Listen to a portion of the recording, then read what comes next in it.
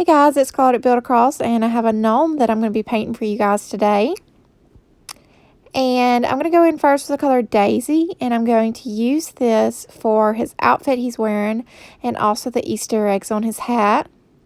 Going in now with Putty, and I went in earlier with Lucky Lavender, but I'm using this Putty color for all of his skin tone, so I'm using it for his hands and his nose.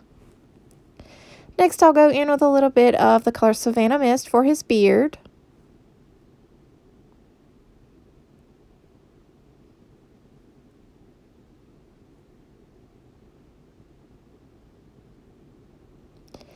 And then after that, I will go in with the color Limeade, and I will be using that to complete his hat.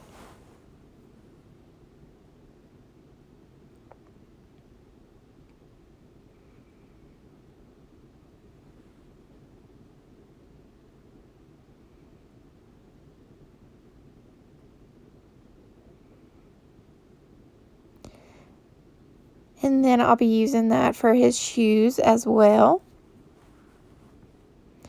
Now that everything's completely dry, I'm going with my Sharpie brushstroke marker to outline everything.